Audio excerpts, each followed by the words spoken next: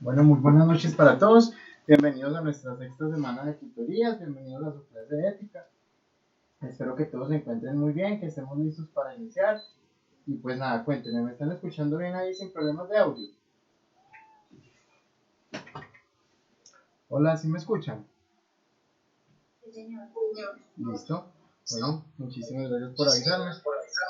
Entonces, en ese orden de ideas, pues ya vamos a estar listos para nuestra tutoría del día de hoy, en la cual ya vamos a empezar a hablar un poco de lo que es la ética profesional y sobre todo del código de ética de la profesión contable en Colombia, que está reglamentado a través de la ley 43 de 1990. Esto con el fin pues de que podamos conocer un poco más de la norma, interpretarla a la luz de nuestras ideas y prepararnos para la siguiente clase. La siguiente clase haremos otro taller. Yo ya tengo casi que terminados de calificar los ensayos, me están faltando 2 o 3. Espero ahorita en el transcurso de la noche o más tarde de la mañana podérselos dejar calificados, ¿vale? Para que no se me preocupen por la parte, mañana les estoy subiendo las notas del primer corte. Y el segundo corte pues lo vamos a sacar la semana que sigue, la séptima semana, entre 8 días, para que por favor pues vengan preparados con la ley 43. No es que la tengan que leer ni nada, pero sí tener a la mano, por lo menos ir hojeando, conocer la estructura, conocer cómo está compuesta, cuáles son sus títulos, sus capítulos, etc. Porque de ahí vamos a hacer el trabajo pues concerniente al segundo parcial, ¿ok? Entonces pues nada, sin más preámbulos, iniciemos, va a ser el llamado a lista. Si alguien escribe por el chat, por favor me avisa.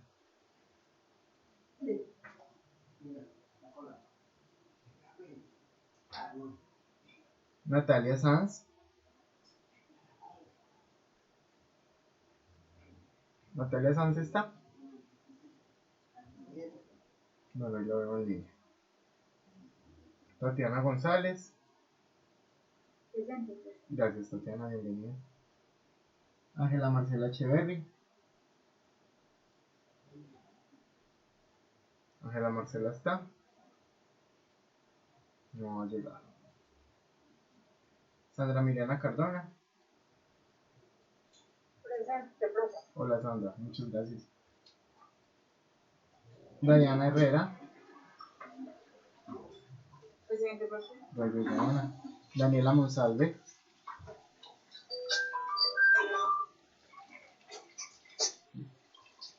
Daniela Monsalve está por ahí.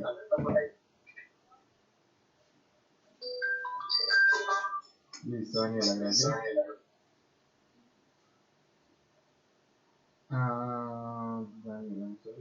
Carlos Andrés Ariza. Carlos Andrés está. John Jairo Toro. Buenas noches, John Jairo, muchas gracias, bienvenido. Y Jenny Juliet Restrepo. Profe, buenas noches, presente. Gracias, Jenny, bienvenida. Listo, entonces estamos listos para iniciar con nuestra tutoría. Como les decía, la idea es que hoy empecemos a trabajar un poquitico más de lo que es la ética a nivel profesional o la ética profesional como se conoce en la actualidad. Si ustedes quieren ir haciendo trabajo por su parte, quieren investigar un poquitico más, pues les recomiendo mucho que lean o vean videos o lean papers o artículos de Adela Cortina. Adela Cortina es una persona, pues, una filósofa española que trata mucho el tema de la ética profesional, tiene muchas conferencias sobre este tema y es bastante interesante escucharlo. Natalia, sí, Natalia, yo sí te llamé a lista, no me contestaste, pero como te vi en línea, pues igual ya te puse la asistencia para que no te preocupes. Con mucho gusto. Bueno, entonces en ese orden de ideas, pues podríamos iniciar con la tutoría. Antes de nada, nuestro espacio de actualidad, qué noticias traen o qué noticias tienen para compartir en el curso, en nuestro pequeño espacio esta semana o para el día de hoy. Adelante, quien quiera iniciar.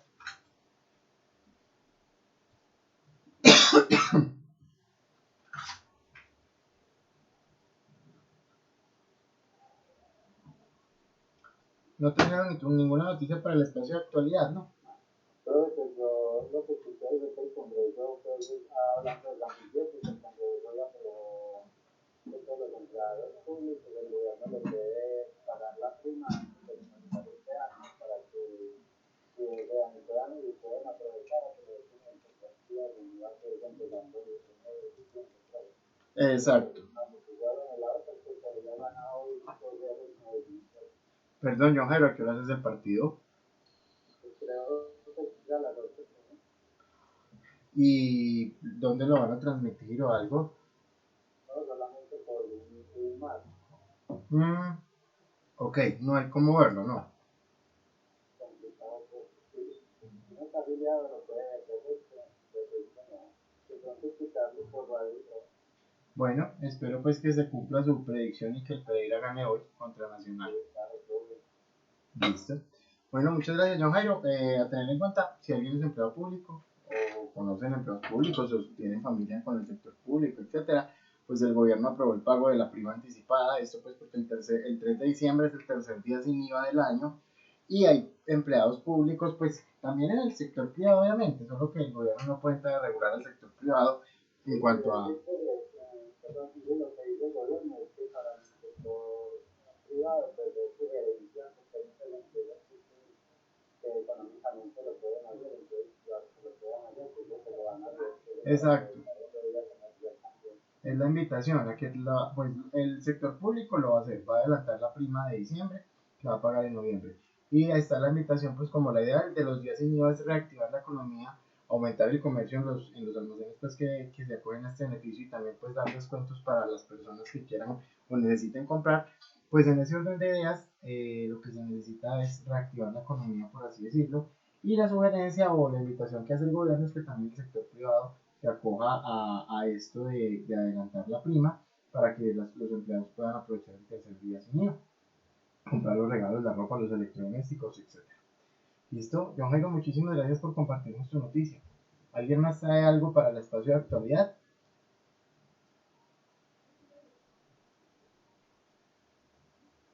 Nadie más, no hay noticias leídas.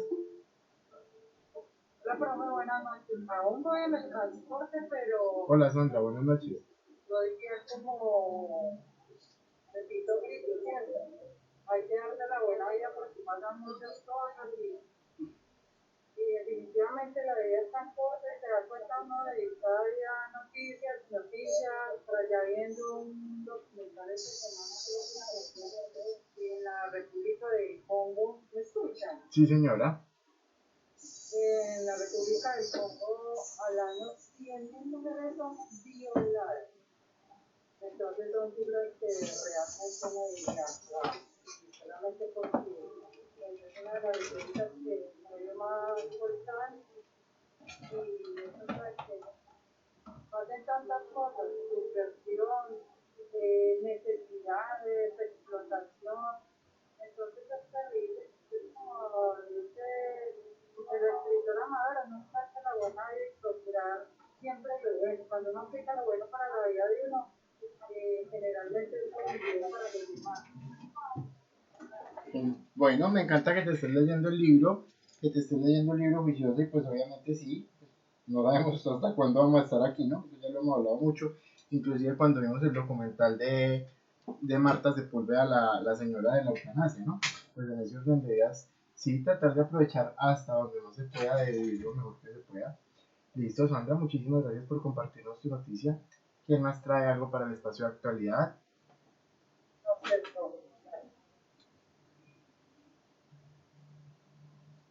¿Nadie más trae alguna lectura o algo para compartir en el espacio de actualidad, no?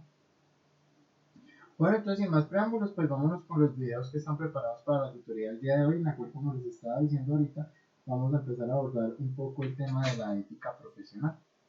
Les voy a compartir la pantalla y empezamos a verlos.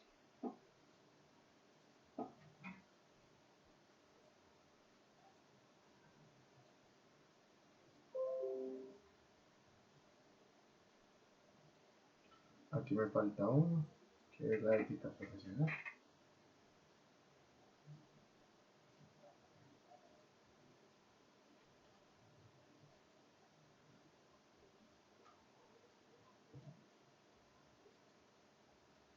Entonces vamos a ver qué es la ética profesional, cuáles son los principios de la ética profesional y ya empezamos a trabajar fuerte en lo que es la ley 43 de 1990, que es la que regula el código de ética de la profesión contable.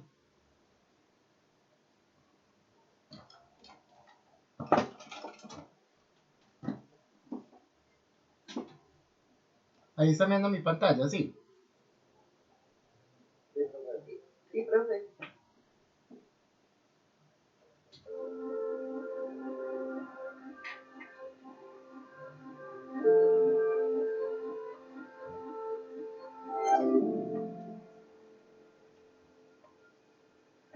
ética cívica y profesional que nosotros enseñamos es una disciplina académica con raíces filosóficas muy claras a las que ni queremos ni podemos renunciar, pero que además aborda el lenguaje y asume las perspectivas de cada una de las profesiones a las que se aplica.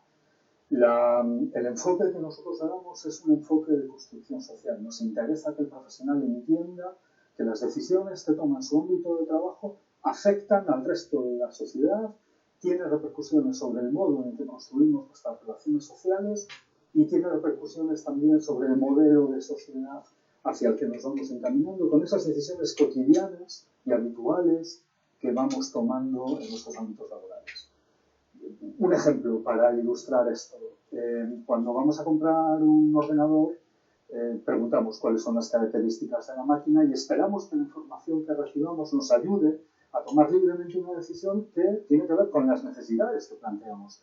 No nos interesa comprar probablemente ni la máquina más cara, ni la más potente, ni una que haga no sé qué cosas que nunca vamos a utilizar. Por eso nos interesa tener una información fiable, ¿no? Y que respete nuestra capacidad de decisión. La ética profesional se ocupa de dilucidar estas cuestiones, de enseñar el comportamiento del profesional, pero también el comportamiento de quien disfruta de sus servicios. En la Universidad de Deusto llevamos 25 años enseñando ética cívica y profesional.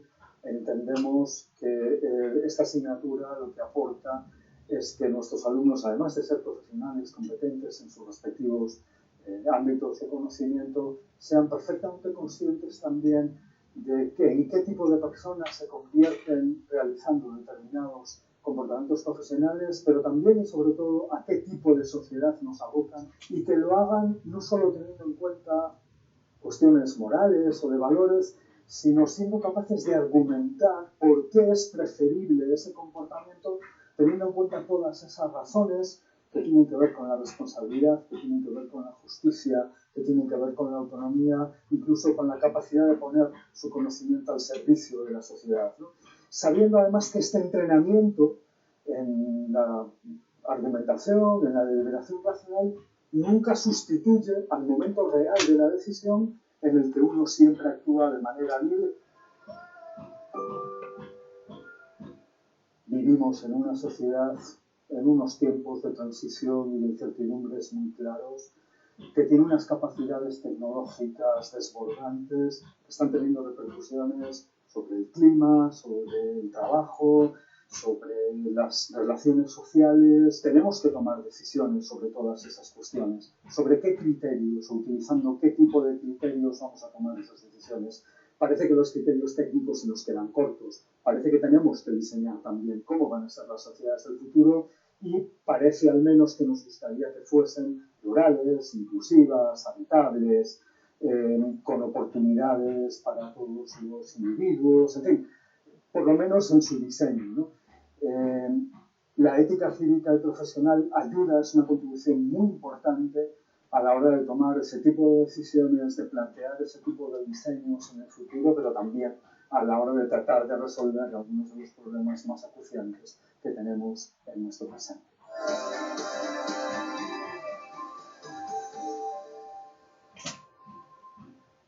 Entonces, hablar de ética profesional es hablar de qué? Es hablar de todo el marco de decisiones que van enfocadas en el ejercicio profesional o en la actividad profesional de la carrera que ustedes hayan estudiado.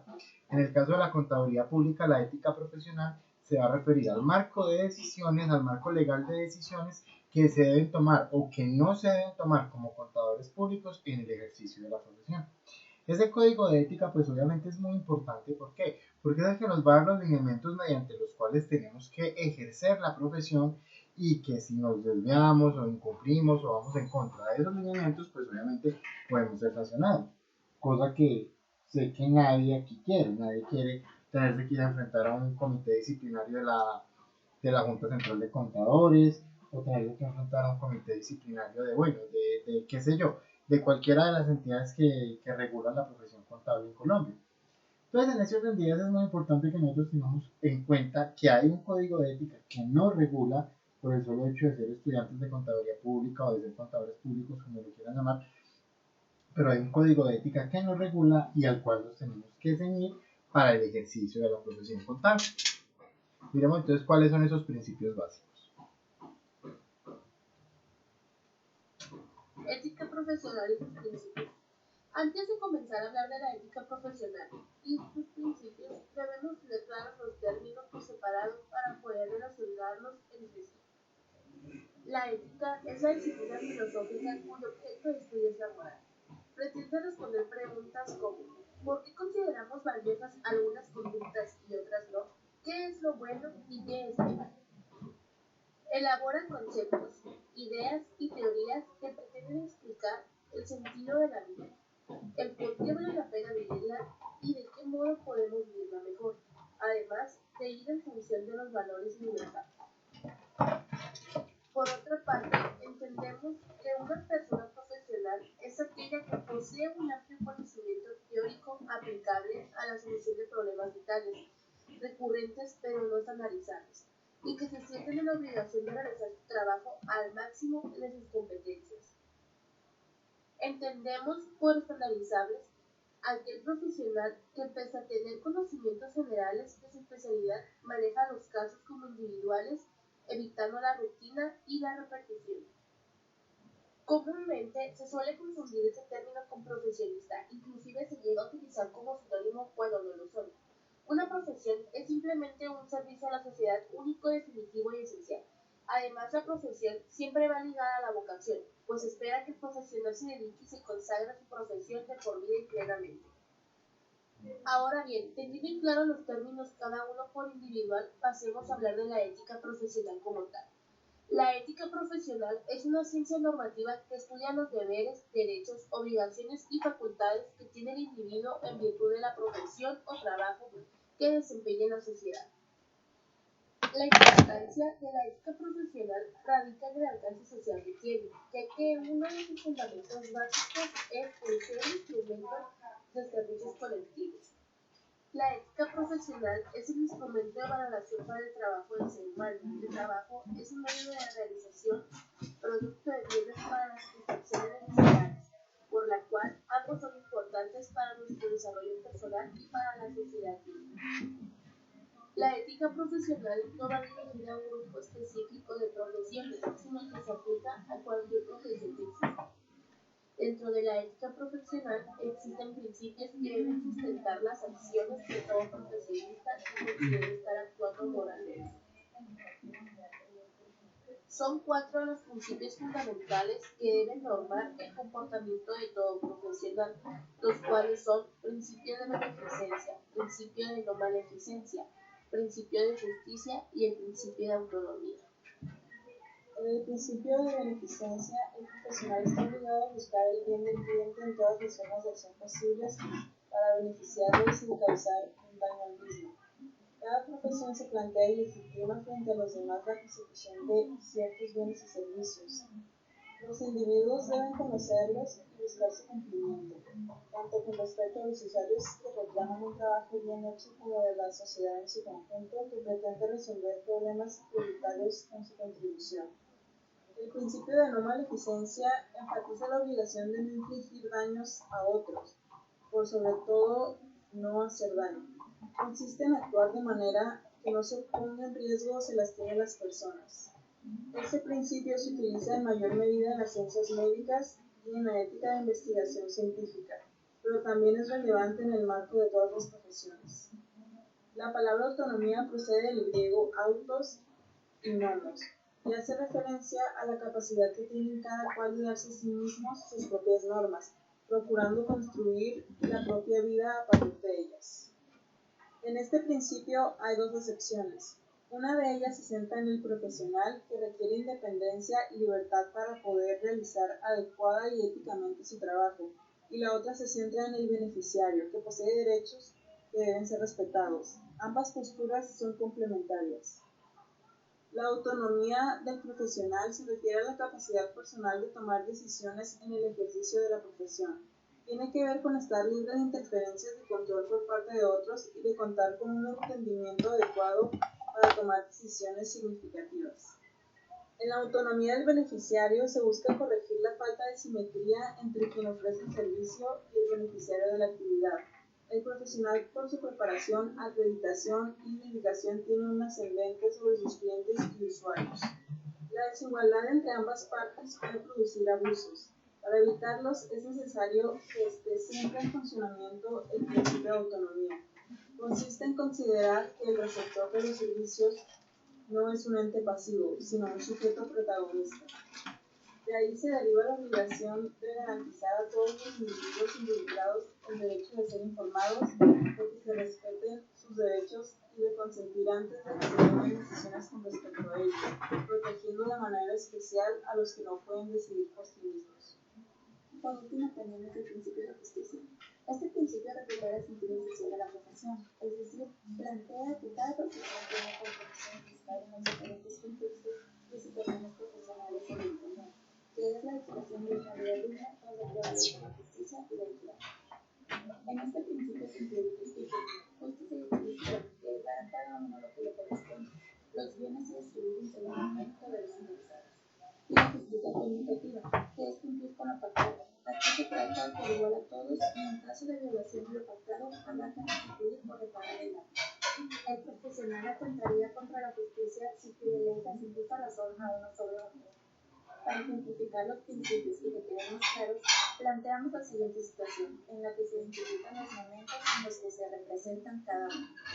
Juan y Rafael, hijos de don Felipe, lo llevan al hospital por un preinfarto. Al llegar, ven al doctor y desesperadamente le dicen: doctor, ayuda a nuestro padre, por favor. A lo que el doctor accede al implemento. Unos minutos después de que ingresa don Felipe, ingresa el presidente municipal con una raspadura en la rodilla al caerse de un escalón. El doctor rápidamente revisa a don Felipe, le ingresa a un cuarto y le brinda una enfermera. Después de esto pasa a atender al presidente municipal. Al cabo de unas horas, el doctor regresa con don Felipe y le dice que deben colocarle un marcapaso, pues después de revisar la situación es lo más pertinente, pero debe tener su autorización para poder realizar el procedimiento. Al aceptar, el doctor le comenta a don Felipe que años atrás el procedimiento era muy tardado y la recuperación muy dolorosa, pero que él ya se ha actualizado y realizará el procedimiento de manera moderna, rápida y sin dolor. Los principios se localizan de la siguiente manera. Principio de beneficencia. Lo encontramos cuando los hijos de don Felipe solicitan ayuda al doctor y éste accede a brindar. Principio de no maleficencia. Lo identificamos cuando el doctor utiliza la técnica actualizada para realizar la operación y no la antigua que genera dolor. Principio de autonomía. Lo ubicamos en el momento en el que el doctor, con base en toda su experiencia y conocimientos, diagnostica que don Felipe necesita un marcapasos, al igual que cuando le requiere su autorización para proceder. Por último, el principio de justicia lo encontramos cuando el doctor atendió a don Felipe primero por llegar antes, y no al presidente municipal por ser una clínica.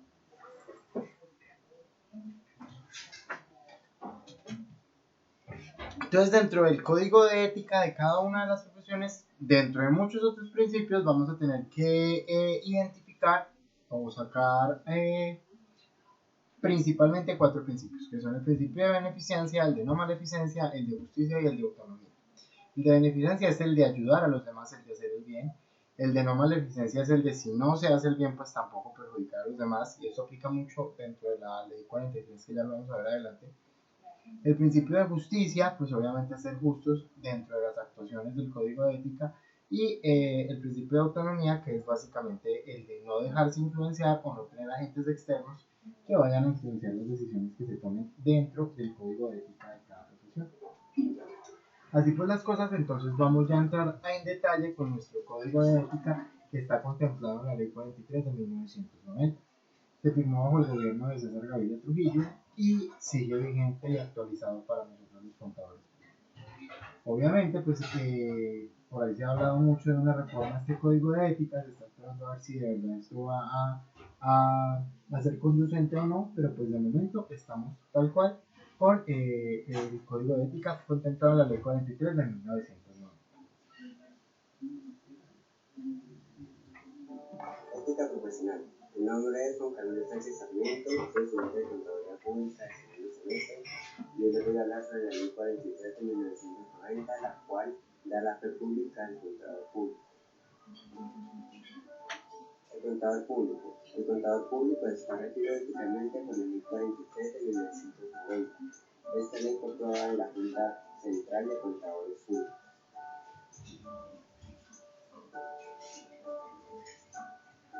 La Ley 43 de 1990 es la ley que funda las normas permanentes sobre ética que deben ceñirse sobre los contadores públicos inscritos ante la Junta Central de Contadores en el ejercicio de las funciones propias de la contaduría pública, establecidas por las leyes y sus reglamentos colombianos.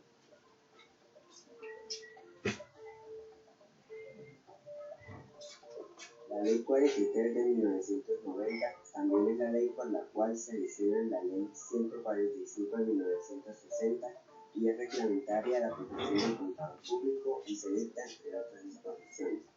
Este documento es el tipo de leyes que pertenecen a la normatividad del marco legal de la entidad pública. Importancia. La Ley 43 de 1990 tiene la importancia de señalar los principios, cualidades y requisitos en los que se debe regir un profesional, en el que el contador público da fe y credibilidad a la información contable que analiza o revisa, además de generar algunas pautas y lineamientos que debe ejercer durante su profesión.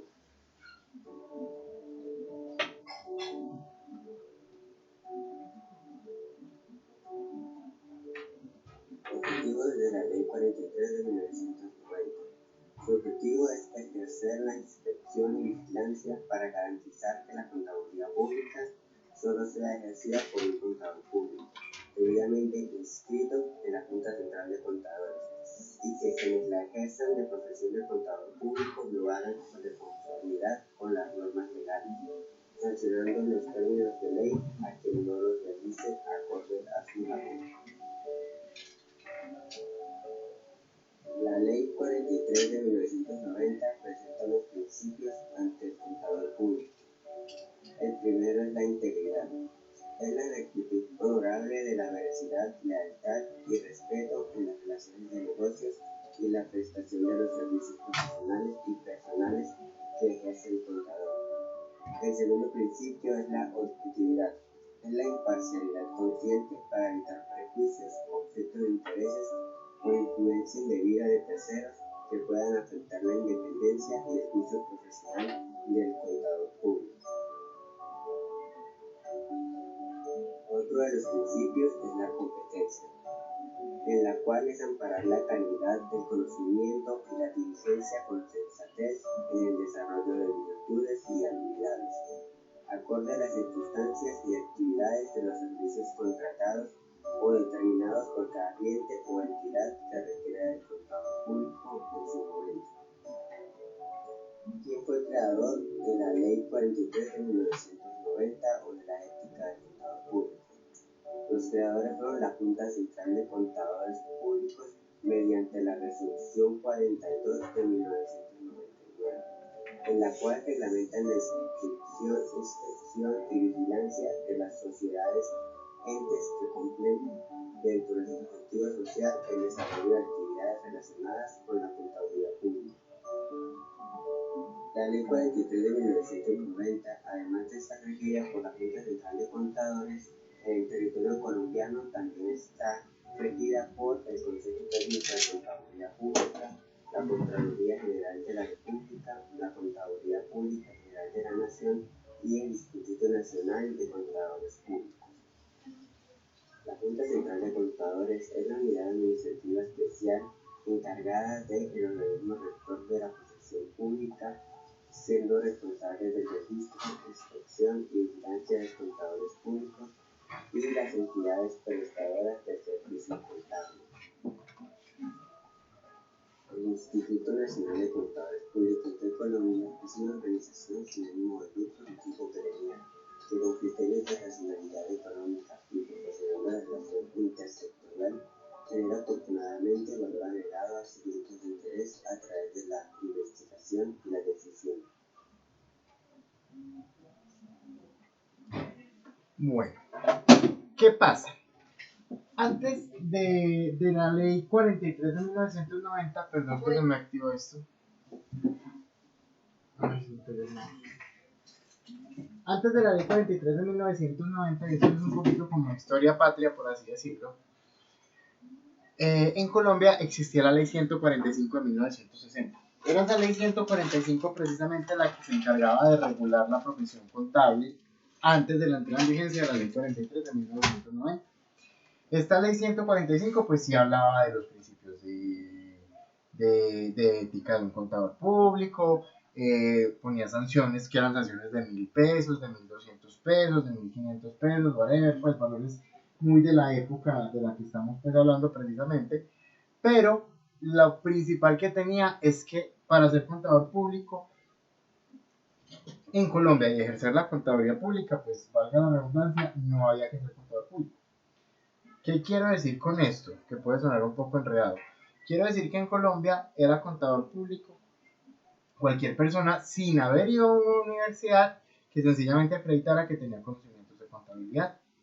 Por eso ustedes en la actualidad se van a encontrar aún, porque aún existe una figura del contador público o un contador público que se llama contador público autorizado o juramentado. No sé si hayan escuchado ese término.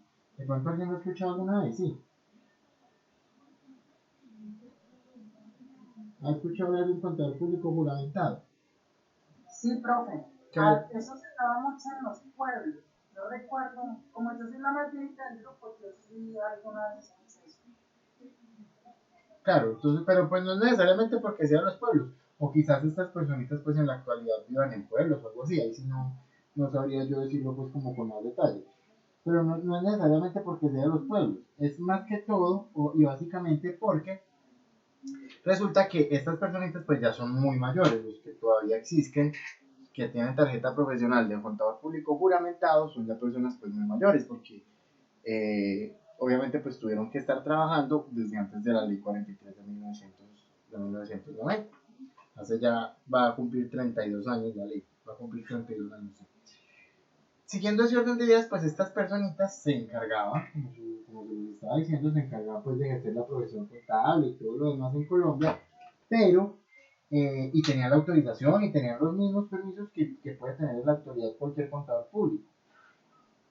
Pero cuando llega la ley 43 de 1990, dice, un momento, lo primero que hay que tener en cuenta es que un contador público tiene que ser un profesional que haya estudiado contaduría pública en una universidad. Si no, pues, ¿qué sentido tiene? ¿Sí? Entonces, listo, entonces decimos, no, básicamente, para ser contador público, que haya estudiado contaduría pública. Ya si la persona estudió contaduría pública, pues entonces ahí sí le podemos dar el título de contador público.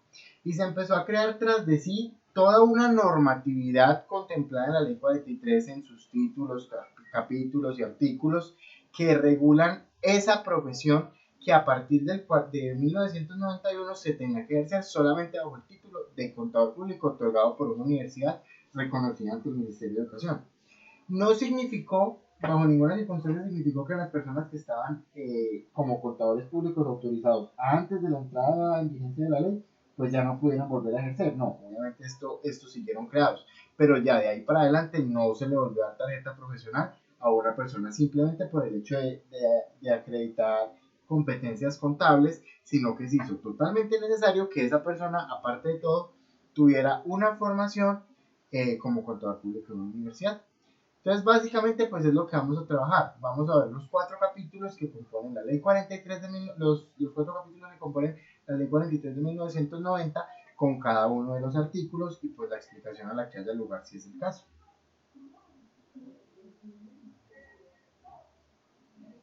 Ley 43 de 1990, diciembre 13, por la cual se adiciona la Ley 145 de 1960, reglamentaria de la profesión de contador público, y se dictan otras disposiciones. El Congreso de Colombia decreta. Capítulo primero de la profesión de contador público.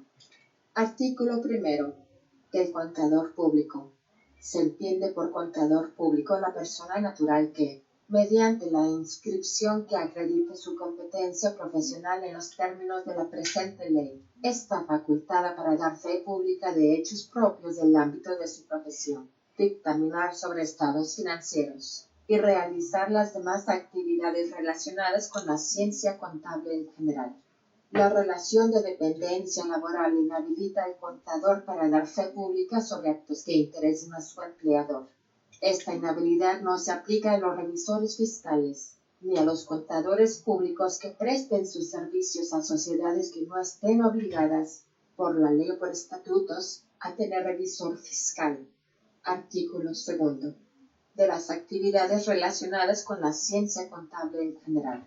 Para los efectos de esta ley se entienden por actividades relacionadas con la ciencia contable en general todas aquellas que implican organización, revisión y control de contabilidades, certificaciones y dictámenes sobre estados financieros, certificaciones que se expidan con fundamentos en los libros de contabilidad, revisoría fiscal, prestación de servicios de auditoría, así como todas aquellas actividades conexas con la naturaleza de la función profesional del contador público. Entonces, para tener en cuenta, se crea una figura que es el contador público. ¿Y quién es el contador público? Es una persona natural, y la norma es clara cuando me dice que es una persona natural, no puede ser una persona jurídica, a pesar de que sí, ustedes van a decir, venga, pero ¿cómo así? Es que existen firmas de contadores, o sociedades de contadores, sí, sí las existen. Pero inclusive dentro de estas firmas o sociedades de contadores, la persona que da la fe pública tiene obligatoriamente por ley 43 que ser una persona natural. Así preste sus servicios para una firma, no importa, pero su función principal es ser una persona natural. En ese orden de ideas, entonces estas personas naturales lo que van a hacer es encargarse de prestar los servicios de certificación o dictamen de estados financieros y todas las demás actividades conexas con la contaduría pública, así me lo establece mi norma. Tales como la asesoría tributaria, la asesoría gerencial, en aspectos contables y similares. Parágrafo 1. Los contadores públicos y las sociedades de contadores públicos quedan facultadas para contratar la prestación de servicios de las actividades relacionadas con la ciencia contable en general y tales servicios serán prestados por contadores públicos o bajo su responsabilidad. Parágrafo 2. Los contadores públicos y las sociedades de contadores públicos no podrán, por sí mismas o por intermedio de sus empleados, servir de intermediarias en la selección y contratación de personal que se dedique a las actividades relacionadas con la ciencia contable en general en las empresas que utilizan sus servicios de revisoría fiscal o de auditoría externa. Artículo 3. De la inscripción del contador público, reglamentado por el Decreto 1235 de 1991.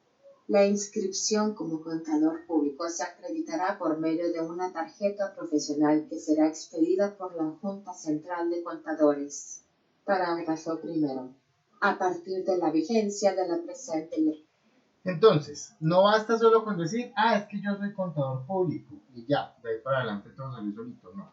Hay que acreditar, y se hace supremamente necesario hacer hincapié en esto, hay que acreditar la inscripción de contador público ante una entidad que se llama Junta Central de Contadores. Y esa acreditación es la que hace que a uno como contador público le entreguen la tarjeta profesional. No se es contador público hasta tanto no se tenga la tarjeta profesional, porque la misma ley 43 del 90, en su artículo 1, dice que para ser contador, que es contador público, la persona natural que mediante la tarjeta profesional acredite su inscripción. Ley. Para ser inscrito como contador público es necesario ser nacional colombiano en ejercicio de los derechos civiles o extranjeros domiciliado en Colombia con no menos de 3 años de anterioridad a la respectiva solicitud de inscripción y que reúna los siguientes requisitos: a. Haber obtenido el título de contador público en una universidad colombiana autorizada por el gobierno para conferir tal título, de acuerdo con las normas reglamentarias de la enseñanza universitaria de la materia, además de acreditar experiencia en actividades relacionadas con la ciencia contable en general no inferior a un 1 año y adquirida en forma simultánea con los estudios universitarios o posteriores a ellos. B. Entonces, ¿qué se necesita para ser contador público? Primero, ser nacional colombiano, es decir, tener nacionalidad colombiana. O en su defecto, pues, estar nacionalizado en Colombia. Haber obtenido el título de contador público en una universidad reconocida ante el Ministerio de Educación Nacional. O si se es de otro país, con los cuales se tengan convenios, y ese título, pues, obviamente debe estar homologado en Colombia. Y 3, tener un año de experiencia relacionada con actividades contables. De ahí la importancia, aunque ustedes pues obviamente todavía están muy bebés, pero no importa porque el tiempo va pasando, y de ahí la importancia en que ustedes vayan desde ya haciendo su proceso de formación como contadores, como auxiliares contables, para que una vez obtengan el título de contadores tengan este año que me solicita la ley 43 de 1990 para que me hagan entrega de la tarjeta profesional. O haber obtenido dicho título de contador público o de una denominación equivalente, expedida por instituciones extranjeras de países con los cuales Colombia tiene celebrados convenios sobre reciprocidad de títulos y refrendado por el organismo gubernamental autorizado para tal efecto. Parágrafo segundo. Dentro de los 12 meses siguientes a la vigencia de esta ley, la Junta Central de Contadores deberá haber producido y entregado la tarjeta profesional a los contadores públicos que estén inscritos como tales a la fecha de vigencia de la presente ley, quienes podrán continuar ejerciendo la profesión conforme a las normas anteriores, hasta tanto no le expida el nuevo documento. Las solicitudes de ahí es lo que les estaba contando ahorita, que antes de la entrada en vigencia de la ley 43, pues lo que se tenía era un grupo de personas que eran contadores públicos autorizados. Entonces la norma me dice, venga, un momentico, listo, vamos a crear esta figura de contador público, no se le da tarjeta profesional a nadie más que no sea contador público, pero lo que sí necesitamos es que las personas que ya actúan como contadores públicos, pues no las podemos dejar sin trabajo, no les podemos quitar su derecho al trabajo. Entonces en ese orden de ideas, pues démosle la tarjeta profesional de contador público a los que estaban amparados antes por la ley 145 de 1960. Inscripción presentadas con anterioridad a la vigencia de esta ley deberán ser resueltas dentro de los 3 meses siguientes a la vigencia de esta ley, so pena de incurrir en causal de mala conducta por parte de quienes deben ejercer la función pública en cada caso. Parágrafo tercero. En todos los actos profesionales, la firma del contador público deberá ir acompañada del número de su tarjeta profesional. Artículo 4. De las sociedades de contadores públicos. Se denominan sociedades de contadores públicos a la persona jurídica que contempla como objeto principal desarrollar por intermedio de sus socios y de sus dependientes o en virtud de contratos con otros contadores públicos, prestación de los servicios propios de los mismos y de las actividades relacionadas con la ciencia contable en general señaladas en esta ley. Artículo 4 de la ley 43, entonces me crea otra figura, que son las sociedades de contadores públicos, las firmas de contadores públicos, etcétera, como la quieran llamar. Me crea esta figura y me dice, bueno, con esta figura también pueden haber unas sociedades que presten sus servicios contables de acuerdo a los códigos de ética que estamos viendo. Pero esa sociedad debe prestar los servicios a través de contadores públicos. ¿Y quiénes son los contadores públicos? Personas naturales. Sociedades de contadores públicos. El 80% o más de los socios deberán tener la calidad de contadores públicos y su representante legal será un contador público, cuando todos los socios tengan tal calidad. Artículo 5. De la vigilancia estatal. Las sociedades de contadores públicos estarán sujetas a la vigilancia de la Junta Central de Contadores. Artículo 6. De los principios de contabilidad generalmente aceptados. Se entiende por principios son... Me dice el artículo 5 que las sociedades de contadores públicos van a estar vigiladas por la Junta Central de Contadores, al igual que los contadores públicos. Normas de contabilidad generalmente aceptados en Colombia. El conjunto de conceptos básicos y de reglas que deben ser observados al registrar e informar contablemente sobre los asuntos.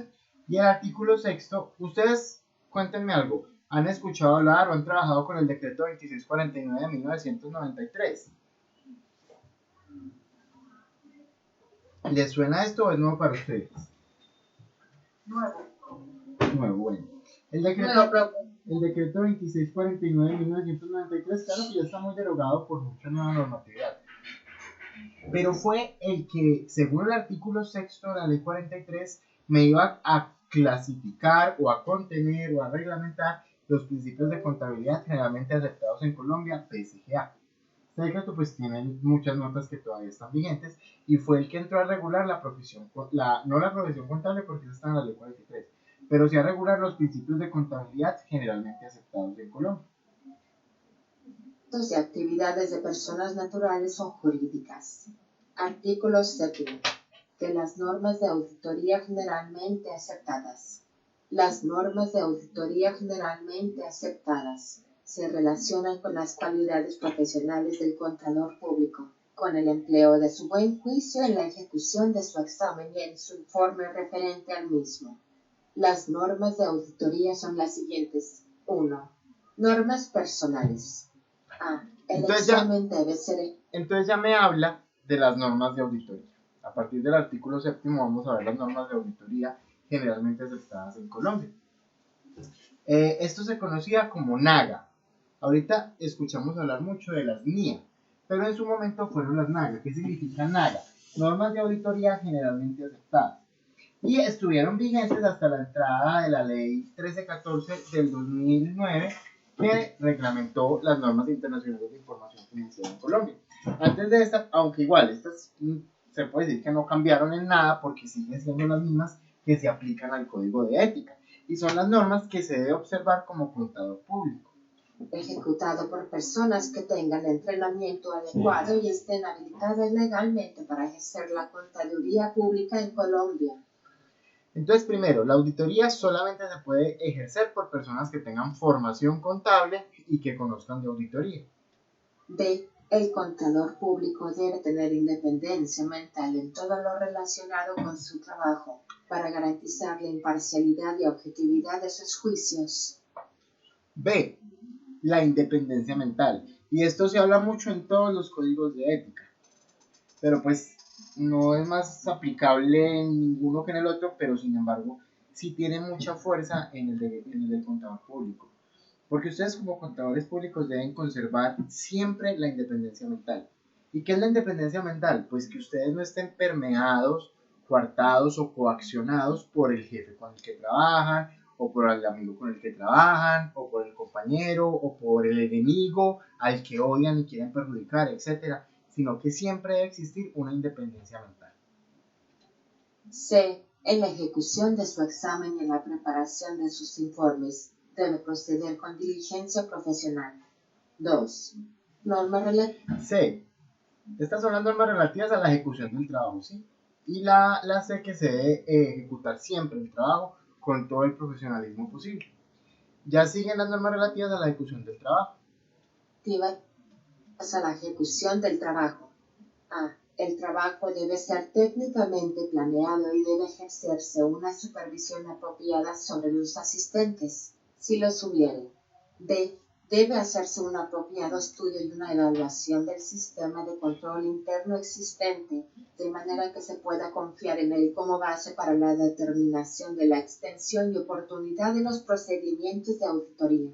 C. Debe obtenerse evidencia válida y suficiente por medio del análisis, inspección, observación, interrogación, confirmación y otros procedimientos de auditoría con el propósito de allegar bases razonables para el otorgamiento de un dictamen sobre los estados financieros sujetos a revisión.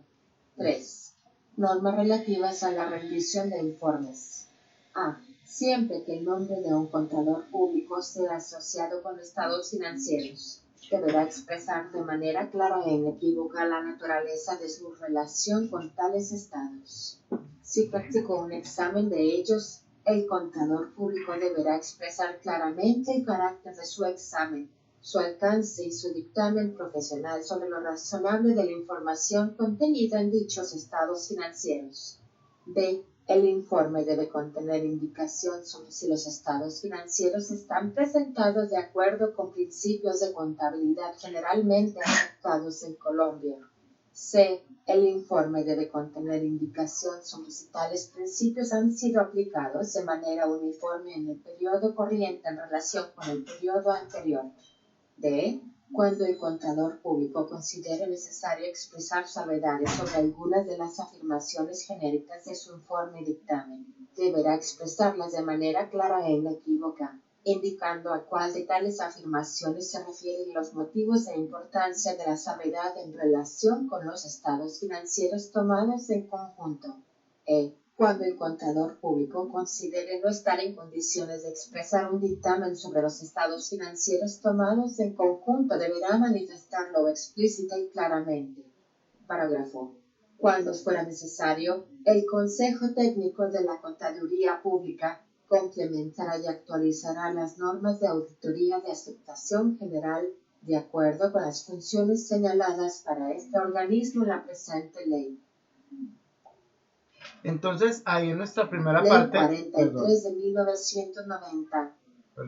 Ahí en esta primera parte, dentro del capítulo 1, ya vimos qué es la profesión del contador público.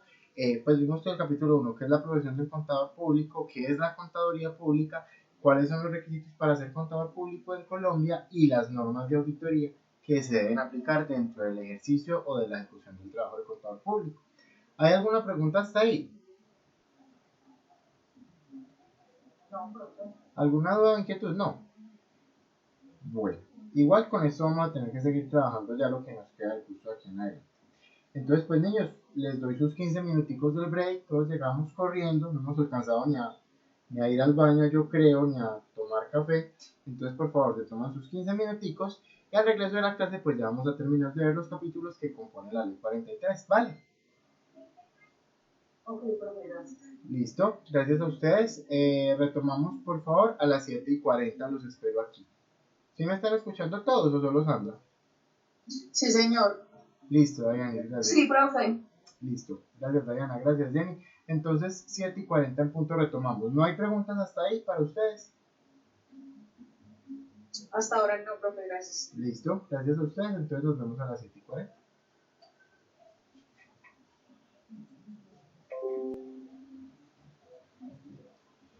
Bueno, entonces ahora ya vamos a continuar con el capítulo 2 de la ley 43 de 1990. Ya posteriormente, cuando terminemos los videos y la clase, les daré las indicaciones que necesitamos para desarrollar la actividad de la segunda semana, del segundo 25% de la séptima semana, que equivale al segundo parcial. Listo, profe. Listo, muchas gracias, Sandra. A ver. Entonces ahorita vamos a hablar del ejercicio de la profesión contable, es decir, que está reglamentado en el capítulo 2 de la ley 43. Aquí ya vamos a ver cómo se debe ejercer la profesión del contador público. Desde 1990, diciembre 13, por la cual se adiciona la ley 145 de 1960, reglamentaria de la profesión de contador público, y se dictan otras disposiciones. El Congreso de Colombia decreta. Capítulo 2. Del ejercicio de la profesión. Artículo 8. De las normas que deben observar los contadores públicos. Los contadores públicos están obligados a 1. Observar las normas de ética profesional. 2. Actuar con sujeción a las normas de auditoría generalmente aceptadas. 3. Cumplir las normas legales vigentes, así como las disposiciones emanadas de los organismos de vigilancia y dirección de la profesión. 4. Vigilar que el registro e información contable se fundamente en principios de contabilidad generalmente aceptados en Colombia. Artículo 9. De los papeles de trabajo. Mediante papeles de trabajo, el contador público dejará constancia de las labores realizadas para emitir su juicio profesional. Tales papeles, que son propiedad exclusiva del contador público, Bueno, y aquí hay algo muy importante, necesito otro video, es que dentro de las normas de auditoría, lo que desarrollamos como papeles de trabajo son las herramientas o los registros que uno dejó de la auditoría. Esos papeles de trabajo son propiedad única y exclusivamente del contador público. No le pertenecen a la empresa ni a la firma para que esté trabajando, no. Son del contador público porque son el soporte o la evidencia de que se ejecutó la auditoría como se debía ejecutar. Preparan conforme a las normas de auditoría generalmente aceptadas. Parágrafo. Los papeles de trabajo podrán ser examinados por las entidades estatales y por los funcionarios de la rama jurisdiccional en los casos previstos en las leyes. Dichos papeles están sujetos a reserva y deberán conservarse por un tiempo no inferior a 5 años, contados a partir de la fecha de su elaboración. Artículo 10. De la fe pública. La atestación o firma de un contador público en los actos propios de su profesión hará presumir, salvo prueba en contrario, que el acto respectivo se ajusta a los requisitos legales, lo mismo que a los estatutarios en casos de personas jurídicas. Tratándose de balances, se presumirá además que los saldos sean tomados fielmente de los libros, que estos se ajustan a las normas legales y que las cifras registradas en ellos reflejan en forma fidedigna la correspondiente situación financiera en la fecha del balance. Parágrafo. Los contadores públicos, cuando otorguen fe pública en materia contable, se asimilarán a funcionarios públicos para efectos de las sanciones penales por los delitos que cometieren en el ejercicio de las actividades propias de su profesión. Entonces ahí viene algo también que se desprende y es bastante importante saber. En Colombia solamente hay 3 profesiones autorizadas para dar fe pública: los notarios, los médicos y los contadores públicos. Los médicos cuando son médicos legistas y firman los certificados de defunción cuando las personas fallecen, los notarios que dan fe pública sobre hechos civiles y los contadores públicos que dan fe pública sobre hechos económicos. Entonces, ¿qué significa que sea contador público? Significa que cuando un contador público firma, ese documento o ese soporte o ese dictamen o ese estado financiero que está firmando se convierte en un documento público. Y al ser un documento público, al contador público se le sanciona como si fuera empleado público. Sin perjuicio de las responsabilidades de orden civil que hubiera lugar conforme a las leyes. Artículo 11. Es función privativa del contador público expresar dictamen profesional e independiente o emitir certificaciones sobre balances generales y otros estados financieros. Artículo 12. A partir de la vigencia de la presente ley, la elección o nombramiento de empleados a funcionarios públicos para el desempeño de cargos que impliquen el ejercicio de actividades técnico-contables deberá recaer en contadores públicos. La violación de lo dispuesto en este artículo conllevará la nulidad del nombramiento, elección y la responsabilidad del funcionario o entidad que produjo el acto. Artículo 13. Además de lo exigido por las leyes anteriores, se requiere tener la calidad de contador público en los siguientes casos. 1. Entonces, no solo para firmar los documentos inherentes a la profesión contable se necesita tener la calidad de contador público. Según la Ley 43 de 1990, también hay otras profesiones para las que se hace obligatorio ser contador público.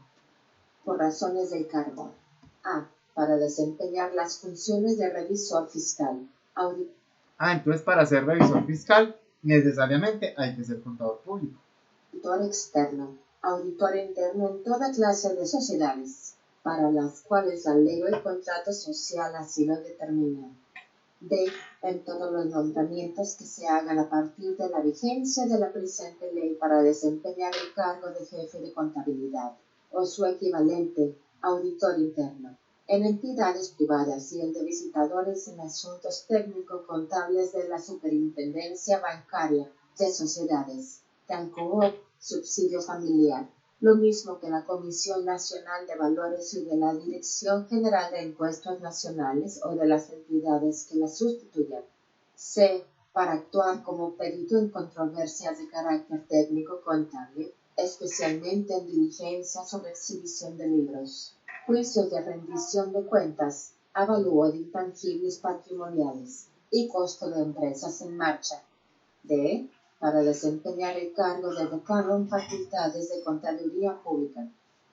Para dar asesoramiento técnico-contable ante las autoridades, por vía gubernativa, en todos los asuntos relacionados con aspectos tributarios, sin perjuicio de los derechos que la ley otorga a los abogados. 2. Por la razón de la naturaleza del asunto. A. Para certificar y dictaminar sobre los balances generales y otros estados financieros y atestar documentos de carácter técnico-contable destinados a ofrecer información sobre actos de transformación y fusión de sociedades en los concordatos preventivos, protestativos y obligatorios en las quiebras. B. Para certificar y dictaminar sobre balances generales y otros estados financieros de personas jurídicas o entidades de creación legal, cuyos ingresos brutos durante el año inmediatamente anterior y pilas ahí, para las personas jurídicas en las que se necesite certificar sea necesaria la firma de un contador público, es necesario que se cumplan estas condiciones. Cuyos activos brutos del 31 de diciembre de ese año sea o excedan al equivalente de 5.000 salarios mínimos. Asimismo, para dictaminar sobre balances generales y otros estados financieros de personas naturales, jurídicas, de hecho o entidades de creación legal, solicitante de financiamiento superiores al equivalente de 3.000 salarios mínimos ante entidades crediticias de cualquier naturaleza y durante la vigencia de la obligación. C. Para certificar y dictaminar sobre los estados financieros de las empresas que realicen ofertas públicas de valores, las que tengan valores inscritos en bolsa y barra o las que soliciten inscripción de sus acciones en bolsa. D. Para certificar y dictaminar sobre estados financieros e información adicional de carácter contable, incluida en los estudios de proyectos de inversión superiores al equivalente a 10.000 salarios mínimos. E. Para certificar y dictaminar sobre los balances generales y otros estados financieros y atestar documentos contables que deban presentar los proponentes a intervenir en licitaciones públicas abiertas por instituciones o entidades de creación legal, cuando el monto de la licitación sea superior al equivalente a 2.000 salarios mínimos. F. Para todos los demás casos que señala la ley. Parágrafo primero. Se entiende por activo bruto el valor de los activos determinados de acuerdo con principios de contabilidad generalmente aceptados en Colombia. Parágrafo segundo. Será obligatorio tener revisión fiscal en todas las sociedades comerciales. En todas las sociedades que se constituyan por acciones en Colombia, llámese por acciones sociedad anónima, sociedad en comandita por acciones, sociedad anónima simplificada siempre y cuando se excedan los topes que vimos de 5.000 salarios mínimos o de 5.000 salarios mínimos en patrimonio bruto o 3.000 salarios mínimos en ingresos, etc. Ahí en esos casos será necesario que exista el revisor fiscal o la figura del revisor fiscal. Cualquier naturaleza cuyos activos brutos al 31 de diciembre del año inmediatamente anterior sean o excedan el equivalente de 5.000 salarios mínimos y barra o cuyos ingresos brutos durante el año inmediatamente anterior sean o excedan al equivalente a 3.000 salarios mínimos. Bueno, entonces ahí ya vimos las normas relativas a la ejecución del trabajo. 43 de 1990, diciembre 13, por la cual se adiciona la Ley 145 de 1960, reglamentaria de la profesión de contador público, y se dictan otras disposiciones.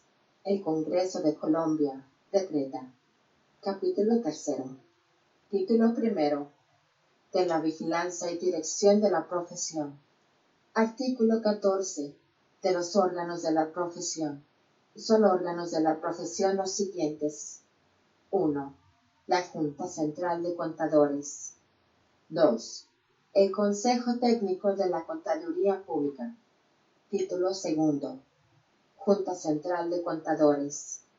Artículo 15. De la naturaleza.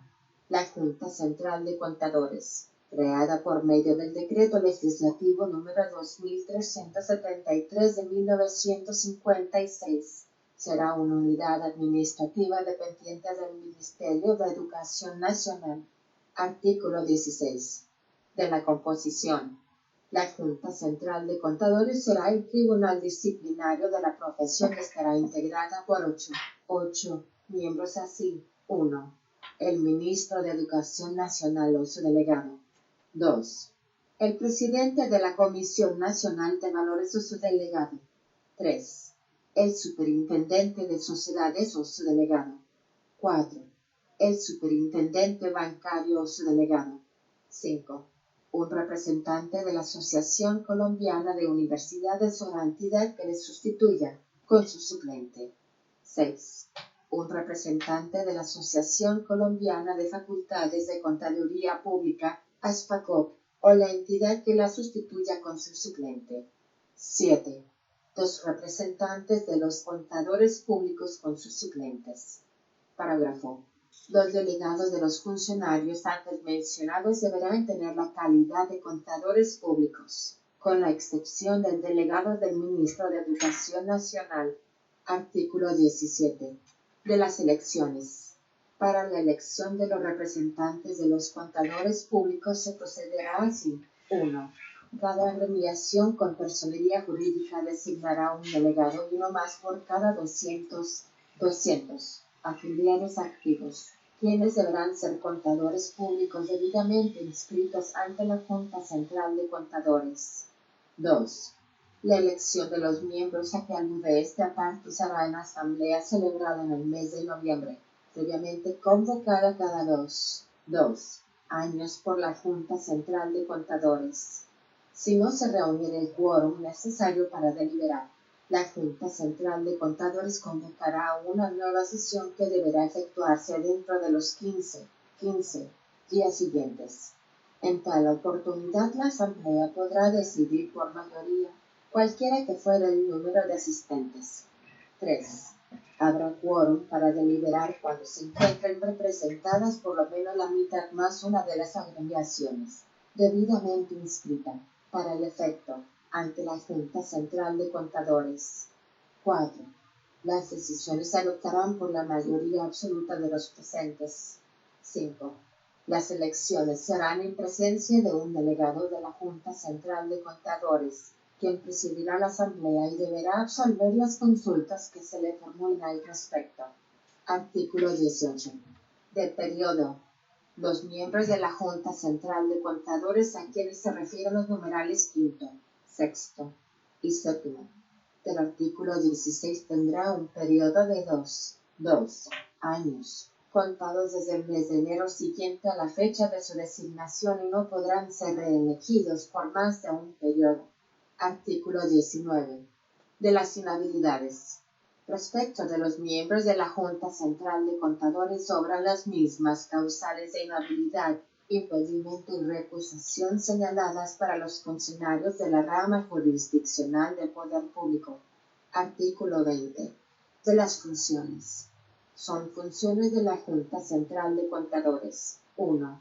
Reglamentado por el Decreto 1235 de 1991. Ejercer la inspección y vigilancia, para garantizar que la contaduría pública solo sea ejercida por contador público debidamente inscrito si quienes ejerzan la profesión de contador público lo haga de conformidad con las normas legales, sancionando en los términos de la ley a quienes violen tales disposiciones. 2. Efectuar la inscripción de contadores públicos. Entonces estas son las principales funciones de la Junta Central de Contadores creada con la Ley 43 de 1990. La Junta Central de Contadores es una institución adscrita al Ministerio de Educación y cuyas principales actividades son estas. Primero, sancionar a los contadores públicos que violen el código de ética que estamos viendo. Segundo, llevar el control, el registro y la inscripción de los contadores públicos que hayan actualmente en el país.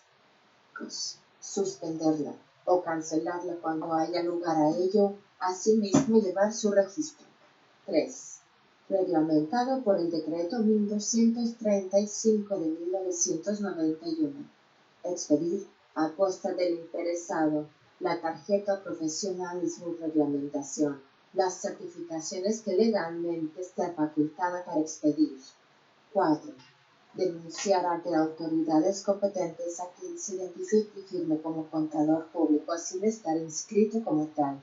5. En general, hacer que se cumplan las normas sobre ética profesional. 6. Establecer juntas seccionales y delegar en ellas las funciones señaladas en los numerales 4 y 5 de este artículo y las demás que juzgue conveniente para facilitar a los interesados que residen fuera de la capital de la República el cumplimiento de los respectivos requisitos. 7. Darse su propio reglamento de funcionamiento interno. 8. Las demás que le confieran las leyes. Parágrafo. El valor de las certificaciones serán fijados por la Junta. Artículo 21. De los empleados. La Junta Central de Contadores tendrá los empleados que fueren necesarios, de libre nombramiento y remoción de la misma.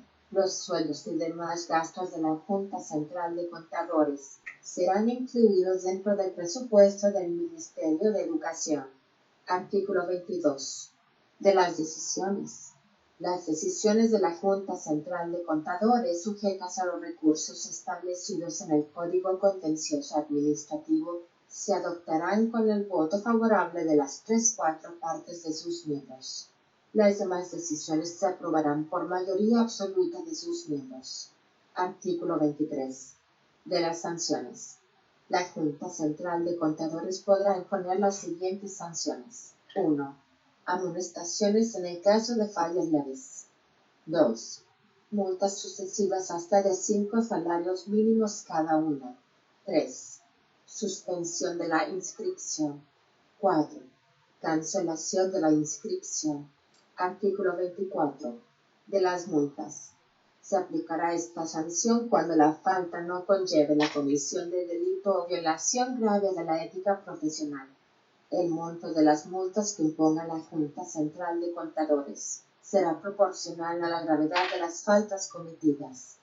Dichas multas se decretarán en favor del Tesoro Nacional. Artículo 25. De la suspensión. Son causales de suspensión de la inscripción de un contador público hasta el término de un 1. año. Las siguientes. 1. La enajenación mental, la embriaguez habitual u otro vicio o incapacidad grave judicialmente declarada, que lo inhabilite temporalmente para el correcto ejercicio de la profesión. 2. La violación manifiesta de las normas de ética profesional. 3. Actuar con manifiesto quebrantamiento de las normas de auditoría generalmente aceptadas. 4. Desconocer flagrantemente las normas jurídicas vigentes sobre la manera de ejercer la profesión. 5. Desconocer flagrantemente los principios de contabilidad generalmente aceptados en Colombia como fuente de registro de informaciones contables. 6. Incurrir en violación de la reserva comercial de los libros, papeles e informaciones que hubiere conocido en el ejercicio de la profesión. 7. Reincidir por tercera vez en causales que den lugar a imposición de multas. 8. Las demás que establezcan las leyes. Artículo 26. De la cancelación. Adicionado, numeral 5, por el artículo 7 de la Ley 1474 de 2011. Son causales de cancelación de la inscripción de un contador público las siguientes. 1. Haber sido condenado por delito contra la fe pública, contra la propiedad, la economía nacional o la administración de justicia, por razón del ejercicio de la profesión. 2. Haber ejercido la profesión durante el tiempo de suspensión de la inscripción. 3. Ser reincidente por tercera vez en sanciones de suspensión por razón del ejercicio de la contaduría pública. 4. Haber obtenido la inscripción con base en documentos falsos, apócrifos o adulterados. Parágrafo primero. Se podrá cancelar el permiso de funcionamiento de las sociedades de contadores públicos en los siguientes casos. A. Cuando por grave negligencia o dolor de la firma, sus socios o los dependientes de la compañía actuar en el nombre de la sociedad de contadores públicos y desarrollar en actividades contrarias a la ley o a la ética profesional. B. Cuando la sociedad de contadores públicos desarrolle su objeto sin cumplir los requisitos establecidos en esta misma ley. Para la aplicación de las sanciones previstas en este artículo, se seguirá el mismo procedimiento establecido en el artículo 28 de la presente ley, y los pliegos de cargos y notificaciones a que haya lugar se cumplirán ante el representante legal de la sociedad infractora. Parágrafo segundo. La sanción de cancelación al contador público podrá ser levantada a los 10 años o antes, si la justicia penal rehabilitara al condenado. Artículo 27. A partir de la vigencia de la presente ley, únicamente la Junta Central de Contadores podrá imponer sanciones disciplinarias a los contadores públicos. Artículo 28. Del proceso. El proceso sancionador se tramitará así.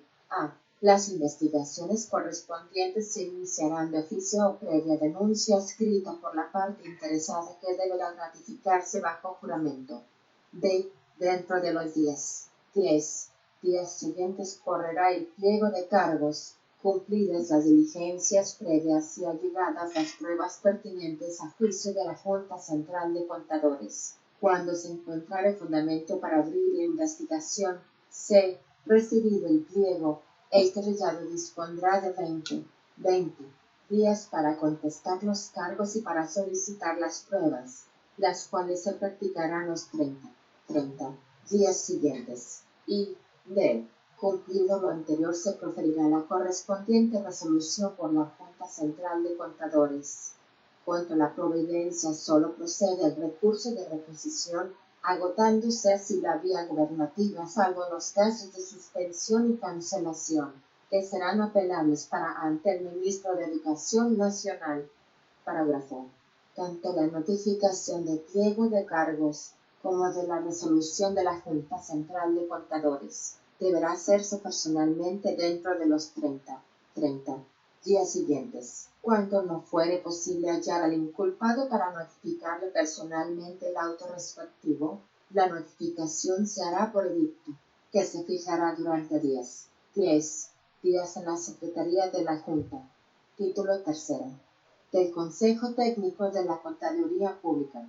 Artículo 29. De la naturaleza. El Consejo Técnico de la Contaduría Pública es un organismo permanente, encargado de la orientación técnica científica de la profesión y de la investigación de los principios de contabilidad y normas de auditoría y aceptación general en el país. Bueno, y viene algo muy importante que tal vez de pronto ustedes se hayan escuchado hablar del Consejo Técnico de la Contaduría Pública, pero no sepan en esencia qué es. El Consejo Técnico de la Contaduría Pública es otra institución que fue creada a través de la ley 43 de 1990, ¿sí? Con la diferencia de que el Consejo Técnico de la Contaduría Pública no tiene como función sancionar ni nada de esto por el estilo, sino simplemente dar orientaciones de carácter contable a través de investigación, ¿sí? Es decir, ejercer investigación contable o científica, pero nada más de ahí. Obviamente, pues todo lo que sea referente a esto. Pero de ahí, pues, a que ya no tiene que sancionar o llevar el registro de los contadores públicos, porque esta ya no es función del Consejo Técnico de la Contaduría Pública, sino básicamente solo dar la asesoría legal en materia de investigación y de normatividad. Parágrafo primero. Los gastos de funcionamiento que demanda el Consejo Técnico de la Contaduría Pública estarán a cargo de la Junta Central de Contadores. Artículo 30. De los miembros. El Consejo Técnico de la Contaduría Pública estará formado por 8 miembros. Así, 1. Un representante del Ministro de Educación Nacional. 2. Un representante del Superintendente de Sociedades. 3. Un representante del Superintendente Bancario. 4. Un representante del Presidente de la Comisión Nacional de Valores. 5. 2 representantes de los decanos de las facultades de contaduría del país. 6. 2 representantes de los contadores públicos. Para ser miembro del Consejo Técnico se requiere ser contador público, así como acreditar experiencia profesional no inferior a 10 años. Artículo 31. De las elecciones. Los representantes de los decanos de las facultades de contaduría del país serán elegidos libremente por la mayoría absoluta de estos. Para la elección de los representantes de los contadores públicos se procederá así. 1. Cada agremiación con personería jurídica designará un delegado y uno más por cada 200 afiliados activos. quienes deberán ser contadores públicos debidamente inscritos. 2. Habrá quórum para deliberar cuando se encuentren representadas por lo menos la mitad más una de las agremiaciones. 3. Las decisiones se adoptarán por la mayoría absoluta de los presentes. La elección de los miembros a que alude este artículo se hará en asambleas celebradas en el mes de noviembre, previamente convocada cada 2 años por la Junta Central de Contadores. Si no se reuniera el quórum necesario para deliberar, la Junta convocará una nueva sesión que deberá efectuarse dentro de los 15 días siguientes. En tal oportunidad, las asambleas podrán decidir por mayoría, cualquiera que fuera el número de asistentes. Artículo 32. Del periodo. Los miembros del Consejo Técnico de la Contaduría Pública serán nombrados para un periodo igual al de la Junta Central de Contadores y podrán ser reelegidos. Artículo 33. De las funciones. Son funciones del Consejo Técnico de la Contaduría Pública. 1. Adelantar investigaciones técnico-científicas sobre temas relacionados con los principios de contabilidad y su aplicación y las normas y procedimientos de auditoría. 2. Estudiar los trabajos técnicos que les sean presentados con el objeto de decidir sobre su divulgación y presentación en eventos nacionales e internacionales de la profesión. 3. Servir de órgano asesor y consultor del Estado y de los particulares en todos los aspectos técnicos relacionados con el desarrollo y el ejercicio de la profesión. 4. Pronunciarse sobre la legislación relativa a la aplicación de los principios de contabilidad y el ejercicio de la profesión. 5. Designar sus propios empleados. 6. Darse su propio reglamento. 7. Las demás que le atribuyan las leyes. Artículo 34. De la sede. La sede del Consejo Técnico de la Contaduría Pública será la ciudad de Bogotá. Bueno, entonces ahí ya habríamos visto Ley los... 43 Perdón, de lo pauso otra vez. 1990, diciembre 13, por la cual... Entonces ahí ya habríamos visto los 3 primeros artículos de la Ley 43 de 1990 o el Código de Ética del Contador Público. Obviamente pues ver esto todo en una clase y a través de videos es bastante complejo, bastante dispendioso y pues entiendo que no todo va a quedar claro así de primerazo. ¿Cuál es la idea? Que ustedes, la otra clase terminamos los 2 capítulos que nos faltan, el cuarto y el quinto, que son un poco más cortos. ¿Cuál es la idea? Que ustedes por favor empiecen a interiorizar mucho esta ley 43, la busquen en internet, vayan tomando nota de los aspectos más relevantes, porque con base en esta misma ley es que haremos nuestro trabajo la otra clase, después de que terminemos de ver los capítulos cuarto y 5. Así que la tarea para esta semana, primero, pilas con el espacio de actualidad, ¿sí? No dejemos de lado el hecho de compartir las noticias que pues de una u otra forma es importante para nosotros tenerlas pues como muy ahí presentes en cuanto al tema. En ese orden de ideas, pues los invito a que lean mucha noticia, lean pues por lo menos una noticia que traigan y le puedan compartir al curso, y adicional a eso, no menos importante, adicional a eso, pues que por favor lean muy bien esta ley 43, sigan viendo si de pronto encuentran por ahí videos, si encuentran tutoriales. De hecho hay mucho que leer al respecto, pero que pues no dejemos de lado el hábito de la lectura y que sigamos estudiando juiciosos esta parte, porque con toda seguridad la vamos a necesitar, ¿vale? Hasta ahí vamos claros entonces. Sí, señor. ¿Listo? Sí, profe. Entonces así las cosas, habíamos llegado al final de nuestra tutoría del día de hoy. Les recuerdo la invitación a que sigan leyendo mucho y nos veremos la próxima clase para desarrollar el correspondiente parcial, ¿vale? Profe, Señora, ¿y si por qué no nos hace el favor y nos comparte el link del libro? Está súper. de la ley. Sí, porque es que uno toma apuntes, pero una cosa es tomar apuntes, y otra cosa es que todo lo que dice ahí es súper importante. No te preocupes que yo ahorita a la plataforma le subo el video de la tutoría y le subo los links de los videos que vimos en la clase de hoy para que ustedes los puedan estudiar. Ah, ok, pues muchas gracias. No, gracias a ti, Sandra. Entonces, pues por favor, a estudiar muy juiciosos, ¿vale, niños? Y nos vemos el próximo miércoles. Gracias, profe. Feliz noche. Feliz noche para ustedes también. Que descansen mucho. Gracias, hasta luego. Feliz noche. Feliz noche, hasta luego. Feliz noche.